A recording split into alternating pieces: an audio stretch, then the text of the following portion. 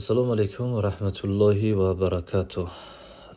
برادر در اینجا سوال داده است که وقتی که همسر حامله دار باشد آیا با اون نزدیک شدن جایز هست از روی اسلام یا که نه؟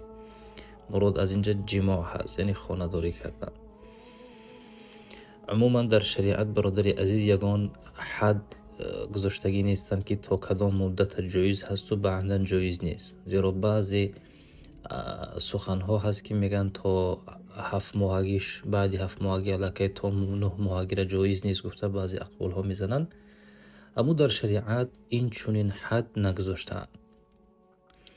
خب در حالت حامله داری هم، یعنی اگر زن حامله باشد شوهر میتوند که با همسر خود خانه داری کند، الا اگر، این خوب به دقت باشید، اگر از جهت طب یگان ممنوعیتی گذاشته باشد، یعنی طب اگر به همون مادر گفته باشد که از همون مدت به فلان مدتی را شما باید با همسر خود خانه داری نکنید و الا ضرر به جان شما یا خطری هست برای طفل اگر گفته باشد، در این صورت شریعت هم منع میکند.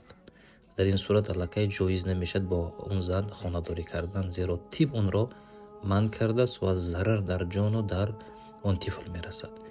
و الا اگر طب این را منع کردگی نباشد، یگان ضرری نباشد در اون مادر برداشت داشته باشد، پس باکی ندارد و دیگر 8 ماه است 9 ماه یگان منعی وجود نیست در شریعت.